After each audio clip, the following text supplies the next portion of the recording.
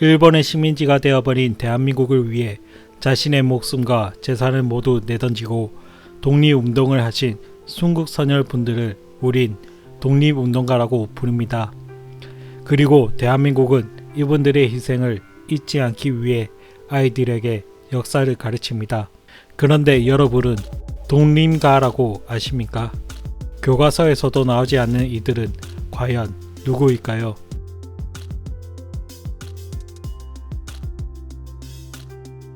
20세기 중반 대한민국은 한국전쟁을 겪은 이후 극심한 식량난에 국민들은 배를 굶주리는 게 일상이었습니다.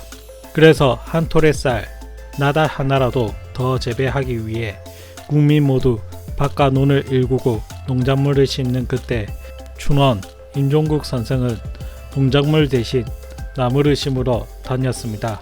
사람들은 농사 대신 나무를 심는 그를 보며 한 소리씩 늘어놓곤 했는데요.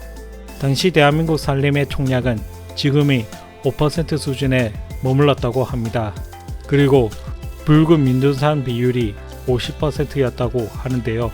마을 사람들은 이미 죽은 땅이 되어 식물이 자랄 수 없는 붉은 산에 나무를 심으러 가는 임종국 선생을 이해할 수 없었죠. 하지만 그는 사람들의 손가락질에도 굴하지 않고 토산을 오르며 나무를 심고 거름을 주며 물을 주었습니다. 심지어 지게끈에 어깨가 쓸려 피가 나는 상황인데도 물지개를 쥐고 산을 올랐다고 하는데요. 당연히 임종국 선생의 자녀들 역시 아버지를 도와 나무를 가꾸었다고 합니다.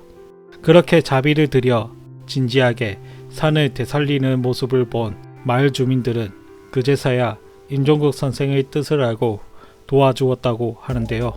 1970년대 대한민국은 산림녹화 정책을 본격적으로 시작하면서 산림복원 사업을 강력하게 추진하는데요.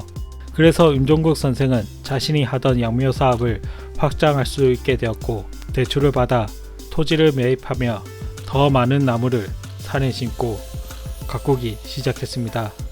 그리고 많은 시간이 흘러 민둥산이었던 산은 253만 그루의 나무가 있는 울창한 숲이 되었고 그 규모가 570헥타르에 달하는 충령산이 되었습니다.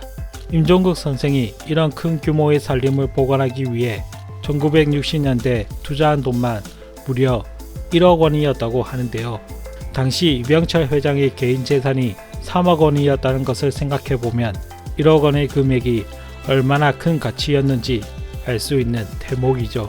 그런데 놀라운 점은 양묘 사업을 통해 돈을 벌고 산주가 되었지만 정작 2002년 산림청에서 산을 매수할 때 산주가 무려 9명이었다고 하는데요. 그 내막을 들여다보면 임종국 선생이 양묘사업 확장과 토지 매입을 위해 많은 대출을 받다 보니 빚을 갚기 위해 산의 명의를 넘기게 된 것이죠. 그래서 정작 산림 복원을 위해 자신의 돈과 가족들의 희생이 동반되었지만 9명의 선주 목록에서 임종국 선생의 일가의 이름이 없었던 것입니다. 이처럼 대한민국 산림녹화에 헌신한 분들을 독립가라고 부릅니다. 1세대 독립가 분들 중에는 임종국 선생과 같은 분들이 수백 명이 계셨는데요.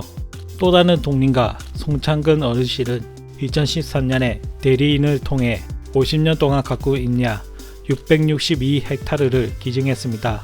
그리고 손창근 어르신은 기부를 하며 두 가지 조건을 내걸었습니다.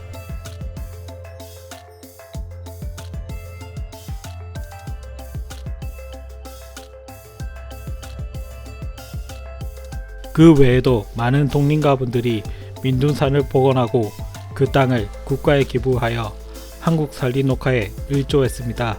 하지만 우리는 이들의 산림녹화 활동이나 기부 내용 등에 대해서 존재마저도 알지 못하고 있습니다. 정작 그들의 헌신으로 되살아난 산림을 향유하면서 말이죠. 이제는 독립가분들의 희생을 되돌아보고 그들의 헌신을 교과서에 새겨야 할 때라 생각됩니다.